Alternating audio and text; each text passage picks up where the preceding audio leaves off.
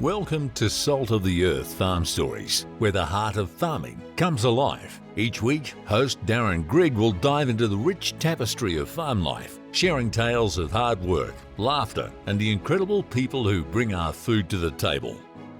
Yeah, actually, it's funny you say that, because I usually call myself a double whammy, as in I'm the minority in both aspects. I'm not only a female in the agricultural field, but I'm a female with a disability in the agricultural field, so it's like wham bam, thank you ma'am. All right, welcome back. If you tuned into Part A with Sam Longmore, you'll know exactly why we needed a Part B.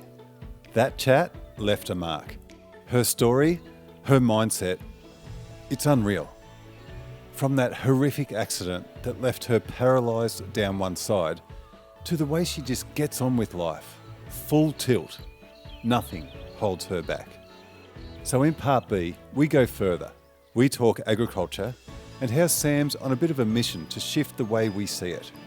She says ag looks different for everyone and there needs to be more acceptance, more respect, especially for people with a physical disability. And she's right. Sam's also such a creative person. She's got a mobile bar business, a wool business, a contract spraying business, just casually juggling all these things while also building a life she loves. And get this, one day she just goes, I'll give it a go, and launches her own wool workshop series. It's called Oh Bulldust, and it's been a massive hit.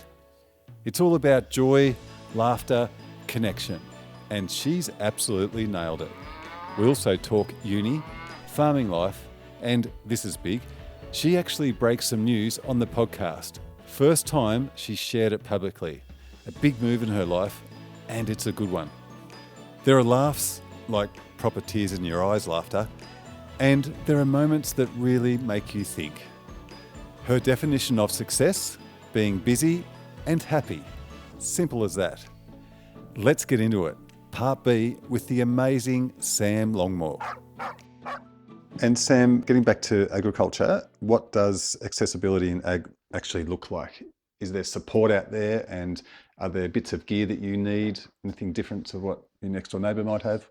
Yeah, look, there is support out there from a range of different people and businesses, etc.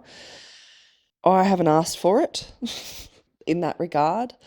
You know, agriculture is different for everyone, whether you have a disability or not.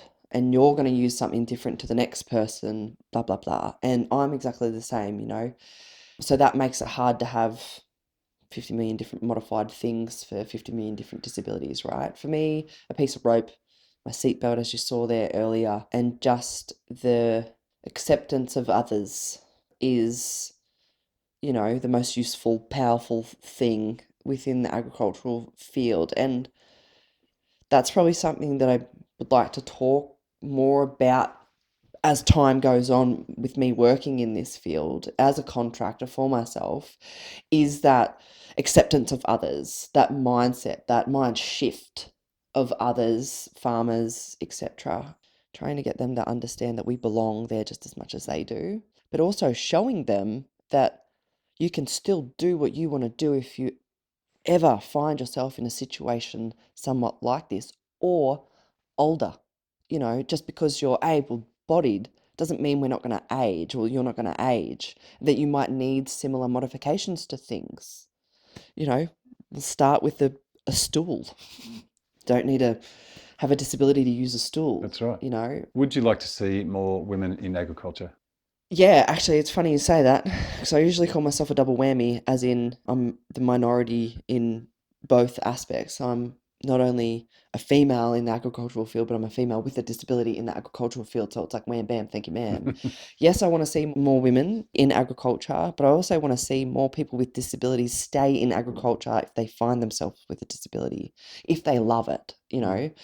If you love it, do it. There's no barrier big enough to stop you doing something that you love. Thank you. So yes and yes. Yes. What's your biggest achievement in ag so far? Being in it. Still being in it. Yeah. Because I could have not. Being in it, to simply answer your question. Perfect. And spraying is not the only job that keeps you busy. You've made a start with a mobile bar. Yep. Can you tell me about that? Or is it actually 2 mobile bars? And Soon to be 3. Yeah, which is really cool. Yeah, girlfriend of mine, we've been talking about it for years and years and years, doing this mobile bar business, building one together and starting it from the ground up. Cruising along on Facebook one day and I saw this mobile bar business for sale, already started, been running for 6 or 7 years. And I sent her the link to it and I was like, thoughts? And within, I'm going to say conservatively, about a month, we had those bars in the yard here. And it's been so fun and something I don't talk a lot about. Although the whole bar side of things is fun in itself and working with my best mate is fun and a lot of people would say silly, but it's not. We have a great respect and understanding for each other. And if anything were to happen, it'd be solved as quick as that.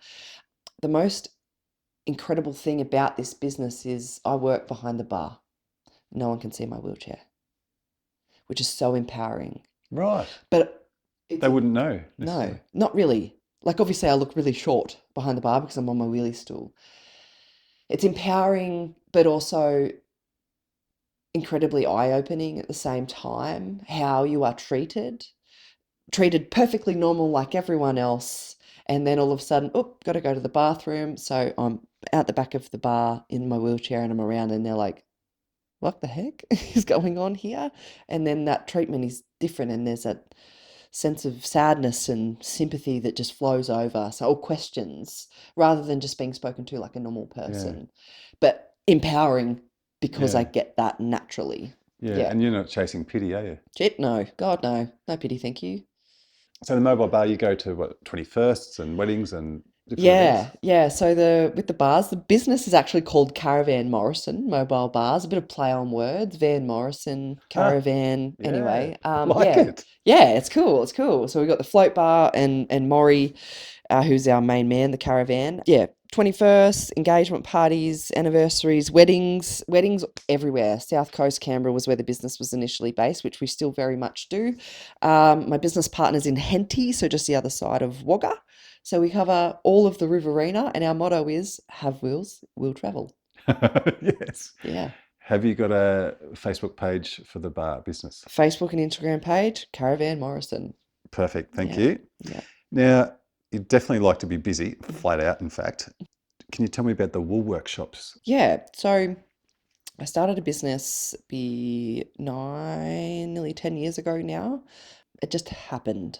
It wasn't something that I wanted to do. The business is called O Bull Dust, OHH Bull Dust, same thing, bit of a play on words. Fuck it, pretty well is what it means, in a really nice way. I was mentally not well after my accident, sort of in the dumps, up shit creek without a paddle, I would like to say. And I needed to keep myself busy, creative. I'm a creative person. I obviously love agriculture. I fell in love with wool when I was young. And I was like, how can I help myself mentally here and get myself out of a bit of a hole? And I was never a knitter prior to my accident. But again, I was a creative. So I thought I'm going to teach myself how to knit with one hand. Whilst I'm in this shitty little cottage with my partner and my car's bogged in the backyard because we've had rain for the last 3 weeks straight. Taught myself how to knit with some acrylic rubbish from Spotlight on the lounge room floor, and I practiced and practiced and practiced. Then I made a scarf out of wool, sold it to a friend. Then another friend wanted a scarf and another friend wanted a scarf. Taught myself how to make a blanket. Did that same thing happen, snowball effect, right? Learned how to make a beanie. And I was creating these methods and techniques on my own. So, lots of wine involved in that as well. Lots of swear words too. And all of a sudden, this potential for a business happened. And I was like, oh, I can make some stuff and make a bit of money. I had $200. That's it, to my name, $200. So I spent that on wool. And then I turned that $200 into $400 and spent another 200, etc. List goes on and on and on, right? Come up with this business name, had no idea with what I was going to do. And all of a sudden I'm at markets with a trestle table trying to sell my shit. And that is where O Bull Dust started. Where O Bull Dust is now, after almost 10 years. I was sick of people asking me how I did this in a 3x3 square in a market, feeling like I'm a pig at a market. So I thought, I'm going to teach people how to do this. I sold 35 tickets to a workshop. I had no idea how to teach people anything at a hall in Bynalong. Your first workshop, you sold 35. Yep. Wow. Come one, come all. Yeah. Brought lots of food, lots of wine, lots of coffee, and the workshop happened. Wasn't great, but it happened. From that moment, I was booking out workshops, and I had to obviously figure out my technique and where I wanted those workshops to go and what I wanted them to mean. And I wanted them to be not only learn how to knit how I knit, because it is how I knit, and that is a perspective thing, which I think is really powerful for people to understand and feel and be in, but to bring people together, because I was without people for so long, stuck in a hospital bed with people I didn't know beside me, didn't particularly at the time want to know. I was lacking that human connection. And it was funny that I started this a few years before COVID, because then people really understood that lack of human connection, right? And to have a laugh and to be yourself. I'm all about, learning to play again, learning to laugh at the most messed up shit, because that's how I've been able to navigate the last 12 years. And I do these workshops now throughout winter, Friday night, Saturday, Sunday, and whenever people want me to do it in public, in corporate events. And that then led me to, I do a bit of speaking within that Bull Dust umbrella. Same thing, a range of different events, whether it be traffic related stuff, corporate stuff, motivational things, business things, schools, etc. Because I do so many things, and I can talk underwater with a mouthful of marbles, as you know now. So you travel the country a bit speaking on This stage? side. And that's a goal of mine. Like, I'm really trying to work on finding myself in that space more, but not in a serious professional type. I can't put my finger on really what I want to do, but I want to bring life and happiness to groups of people Yeah. in that way. And that's what Bull Dust has enabled me to do and become over the years. Powerful. And, I have a website and sell my stuff on there. And Yeah. I make lip balms out of the lanolin that comes off the oil, and the oil that comes off the wool, sorry, yeah. Yeah. So you're getting the wool from scratch or from A lot of pure it, wool? yeah. What happens then? Cleaning it and turning it into, not hanks, but it's hard to kind of explain without showing, but big long lengths. And knitting that, I get a lot of my wool still from Nundle Woolen Mill up near Tamworth, because when things are busy and ain't nobody got time for that. But yeah, it's great. So you get the lanolin off it? Yeah. And what's that used for? A range of different things. You can use lanolin for so many different things, but what I've decided to do with it is turn it into a balm. So I have a solid balm, so a harder balm, and then a whipped version of the balm for easy spreading. I've created a lip balm line called Balm, and my tagline is, it's for your lips, your nips, and all your rough bits, because breastfeeding mums use it for their nipples. We use it for our lips. It doesn't have a scent in it. It's not like glossy and yuck. It's just very moisturizing. You can use it dry elbows, cuts, burns, polishing your shoes, refreshing leather. Yeah. The list goes on and on it's and on natural. and on and on. Yeah. Well And it's done. using, and I love to eat a chop, so it's using the whole product. Yeah. Yeah. That's why Good I look on at you. it anyway. Yeah. And I love it. Love it. Now the website for your products, if Yep. people want to buy them, what's that called? www.obulldust.myshopify.com. Perfect. And it's OHH, Bull Dust. Bull Dust. Yeah. Thank you. Yeah. So is it difficult to run multiple businesses? Yes. But you wouldn't have it any other way? No, I really wouldn't. I think, what's the saying? Give a busy person a job and they'll get it done. That's it. Yeah, I work better to a time frame. If I have too much time to do something, I just won't get it done until the very last minute. Yes, it's difficult, but it's fun. Do you ever take a proper day off? Occasionally, like, I might be home, but I'm still on the computer, or I'm making stupid videos for my social media pages, or planning that stuff. That stuff doesn't just happen, right? In summer, yes, because we go water skiing, and I will do that over anything. When was the last time we went on a holiday? That's a very good question. Anyway, moving on. Yeah. So no, not really. You're going to Queensland shortly to do some wakeboarding. For work. Yeah. Perfect. Yeah. So it's not really a holiday. No. You might as well treat it as one. And now that I'm thinking, every single place that I've been to has been for something, whether it be work or water ski competition. We haven't been on a holiday in a long time. Any ideas you haven't tried yet? Oh, yeah. Yeah, I'm going to out myself here, actually. I'm going to let you in on something that only a handful of people around me know. Ideas I haven't tried out in public, but I've just written a book series. Really? Yep, I've This is a written. scoop for me. This is, yeah, a kids book series, Farm Animals with Disabilities. So I'm about to try that in public. Wow. Yeah, I'm not a writer's asshole.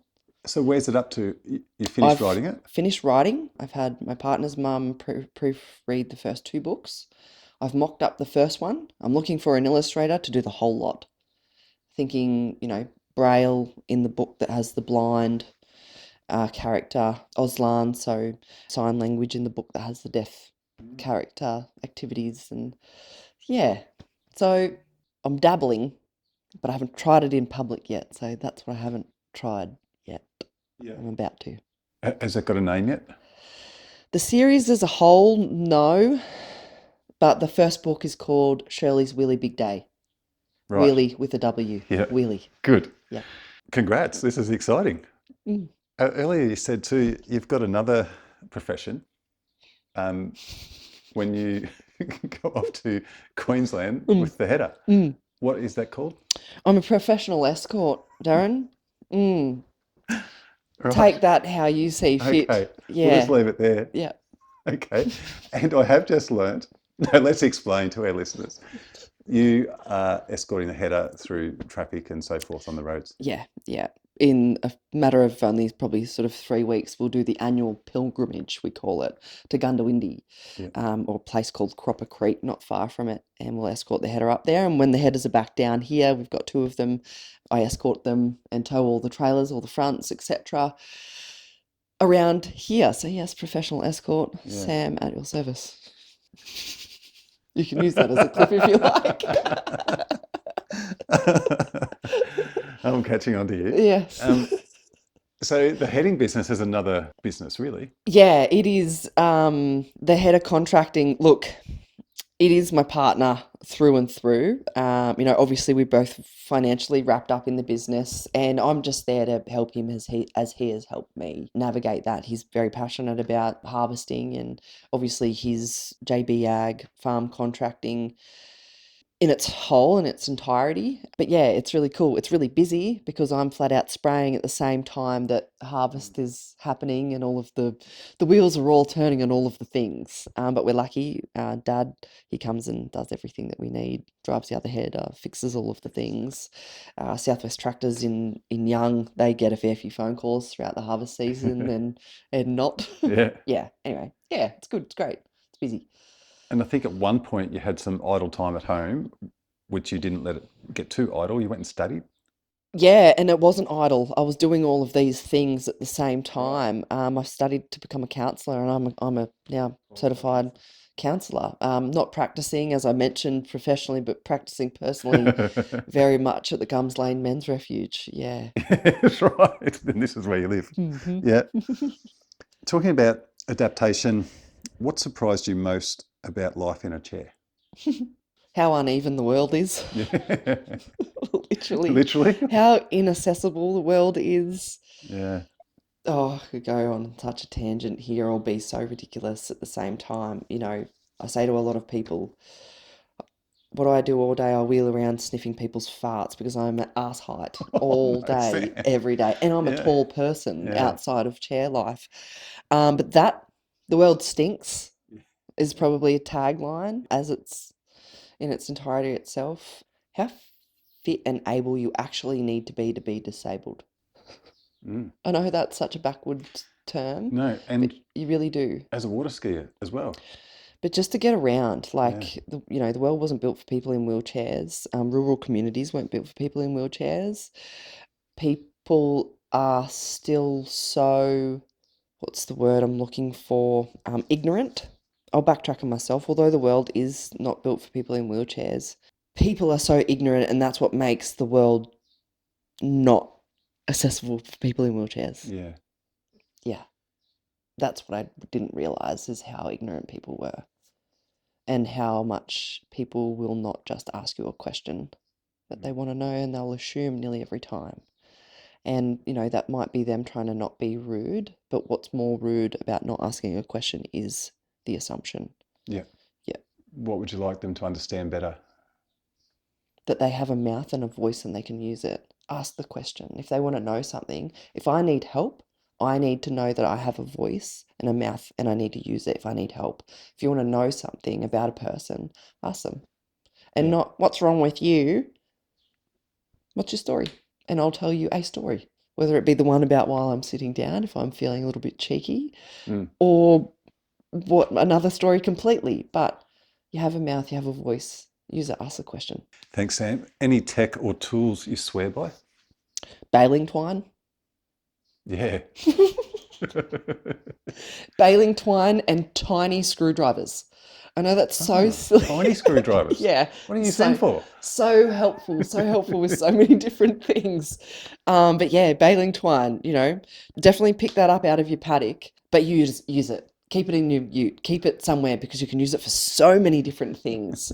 Tech, voice to text is really handy if you're wearing a glove and I've got to take a glove off with my mouth, and if it's covered in spray or cow shit, then that's not real nice. So voice to text, is probably the best tech ever. What changes would you like to see in agriculture? The changes I'd like to see in ag more is the mindset of so many different things. Look after the people that are working for you. Don't expect them to work those 12-hour days every single day and not get a break, or get unhappy with them if something doesn't quite go right, because they're a human being. They're not an engine running on actual petrol. And that people with disabilities are just people who can do the things. And one day you'll find yourself in a situation where you still want to do the thing, and you'll think of us and probably want to pick up the phone and give us a call. Yeah. And we might, depending on how you have treated us over the time, not want to answer that. Think about that. Yeah. Just be open-minded. We're there to do the job because we can do the job. Where does your resilience come from, Sam? My resilience comes from my upbringing. But again, resilience to me is not being who I was prior, going back to where you were. You want to move forward in a very positive way, and that's the way I look at resilience. My resilience and that headspace for me comes from my upbringing, because it was, a very long story short, difficult in so many different aspects. Growing up with my dad, we have different family circumstances, his different personal circumstances, and that's his story, not mine. But there were difficulties within my childhood that I wouldn't want anyone else to go through. And I sat there and looked at that for a long time and used that as poor me, woe me. I'm the victim of these difficult circumstances. But I now sit back as a grown-ass adult who's gone through actual difficult circumstances. And rather than blame my dad and blame these things for happening to me, around me, I now say thank you. Because in regards to resilience and my mental space, toughness, whatever you want to call it, it's because of all those tough times, thanks, that I have these tools, in whether it be a box, a bag, a pocket, or whatever, that has enabled me to navigate what has been the toughest time of my life thus far, and help me be the resilient person that I am now. But also because my family, after my accident, didn't wrap me in bubble wrap. Yeah. You've just had to do the thing. If you want to do the thing, you've got to figure out a way to do it. And I think that's the most powerful thing. I've achieved that on my own. Tough childhood, tough times, difficult has created the resilient person that I am now. Whereas a lot of people can and will and often look back at those difficult times throughout their life and use them as an excuse to be, one, an a-hole, or two, someone who's on the couch wallowing every single day. And I've chose very much neither of those now. So on those tough days, you're out in the paddock, what's that one thing that always gets you through? I don't know. I think I could say a million smart ass things here right now, but everyone has tough days, and it's just another day. And if you're going to sit in that tough day, then life's going to be pretty shit moving forward. So snap the fuck out of it. pretty well. Like I tell myself that all the time, and I tell myself all the time things could be so much worse, and look at the life that you actually have. Like, yeah, things are tough day to day. There's something annoying in every single one of my days, just like it is yours, right? But I tell myself every single day, do you know what? You get to go home to the roof over your head, to your warm bed, to the people around you, albeit lots of people sometimes. You know, there was 9 people living in this house only 2 weeks ago. Yeah. Wow. I get to do all of that. A lot of people don't have the ability to do that. And I get to have a warm shower and Yeah. go to bed. That's what gets me home. Yeah. And I make a cocktail every single week. And what a life that is. Good. Has your definition of success changed since the accident? Yeah. My definition of success was being busy, which is really funny because I'm still that Yeah. now. My definition of success now is being happy. And I can pretty comfortably, right here, right now, say that I'm happy. Mm. You know, we could always be happier. But my definition of success was busy. It's now happy, and I'm still busy. And what do you say to yourself when you look in the mirror? What the fuck? Or, ha, damn, ooh, ah. No, all of those things, absolutely. Just get it done. Have fun. Don't be a bum. Yep. Mm. Well, I heard you say somewhere you're known as a fun haver. And I can see why, Sam. Fun haver, doer of things, idiot. I love it all. Yeah. Thank you. Yeah. All right, Sam, we're up to the off the wall questions. Mm-hmm. Are you ready? I'm ready. These are like rapid fire. Okay, bring it on. Coffee or tea? Coffee. Early bird or night owl? Both. Yeah. Tractor or ute? Buggy? Buggy. Buggy, definitely. Although tractors are fun too. Buggy. Yeah. Rainy day or heat wave? Heat wave. One thing you're terrible at? Not talking as much. One thing you're secretly proud of? Myself. Yeah. Yeah. Absolutely. Yeah. What's always in your fridge? Chili pickles. Ah, Always. From always. Aldi. They're the best. Yeah, good. Yep. If you weren't doing any of this, what would you be doing? I would be in the army. If I hadn't have had my accident, I would have been in the army, and I can almost guarantee you, because I am a dedicated person, I'd still be there to this day. Mm, And thank I'd you. probably be happy. Yeah. But thinking of that now, no thank you. I Yeah. can't take instruction from anyone, let alone a man in a uniform. Yeah. No thanks. Not hot. What's your favourite tool or piece of machinery? Baling twine. That's it. I forgot about that. What's the weirdest thing that's happened to you while farming in a wheelchair? I have crapped my dacks in the paddock before. That was pretty weird. Yeah, we'll leave it at that. Awkward? Yeah. That's a short answer. All right. I'm not going to go on with that one. What's one farm chore you secretly enjoy the most? I enjoy spraying. Yeah. You know, it's not something that people particularly like doing. I love it because of the podcasts, the audiobooks, the me time. Yeah. What's the most out of the box or creative solution you've come up with to solve a farming problem? I wouldn't say it's creative. So just get dirty. I think a lot of people are really terrified to get dirty. Get dirty. If you need to roll around in the mud, roll around in the mud. It's going to help you at the end of the day if you need to get from A to B. Me, Keep your hands dirty and your spirits high. yeah, absolutely. Hands dirty and spirits high. Yes. If you could be remembered for one thing, what would it be? Being a joy to be around. Yeah, sometimes I can be annoying or not annoying. I don't know, full on. But if people can remember me for being a joy to be around or an upbeat person or just a liver of life, Yeah, then I'd be happy with that. you're on track. Hopefully.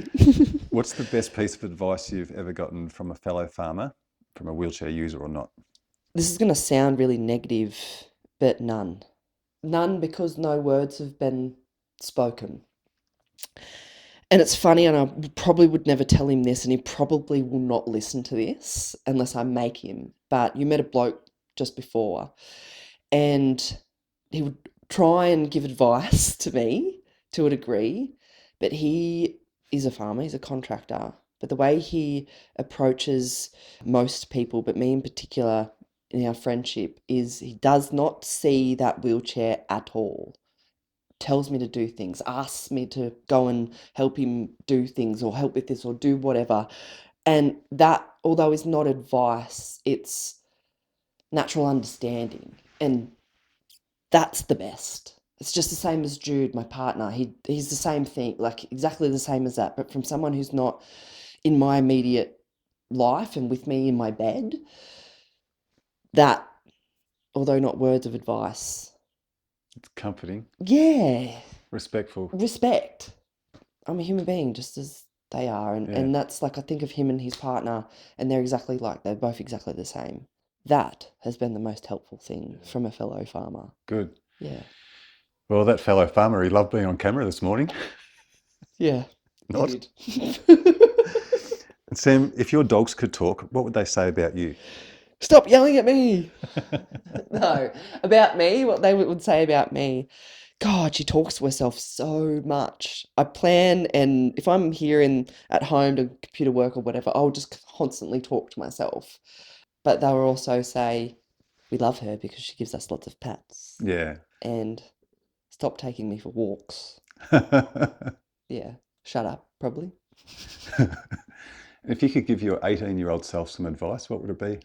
It'll be okay. Whatever it will be, it'll be okay. Do the thing and don't care about what anyone else thinks. Yeah. People will stare at you. They're going to stare at you if you are 6 foot tall, blonde, tanned and luscious, or they're going to stare at you if you're sitting on your flat ass in a fucking wheelchair. Who cares what other people think? Yeah, good on Yeah. you. If you could have a coffee or a cold glass of wine with somebody, who would you choose? And they could be dead or alive. I would have a glass of wine with one of my best mates, Ange. And it's purely because she is a joy to be around. And she's so positive. She's so full of life. She's so undeniably her. And I love that so much. She's so intelligent. She's so uplifting. I would have a cuppa or a wine with anyone, but I would always make time for her. Go Ange. Go Ange. Yeah. And Sam, if you could live anywhere in the world, where would it be? Right here, Well done. but also Bali, but right here. Bali for a holiday. Yeah. Sam, I can't believe I've had you for a whole 6 hours or something. You're so busy. I really, really thank you for your morning this morning and your outlook on life, and you're an inspiration. Thank you. Do you know I used to hate people saying that to me? But I understand now. Yeah. I think I used to hate it because I never knew what to say. I still don't. But thank you. Yeah. Force of nature, Sam. Thank you. Thanks for your time. Thank you. Appreciate it. How good is she? Honestly, Sam just leaves you thinking differently. She's got that rare mix, tough as nails, but full of heart. Driven, creative, and just doesn't let anything get in her way of living fully. That little scoop she shared, yep, big things coming for her. And knowing Sam, she'll absolutely nail it. If you've got something out of this, pass it on to a mate, someone who might need to hear it, or leave a review. It helps get these stories out there. Thanks for listening, and don't forget, keep your hands dirty and your spirits high.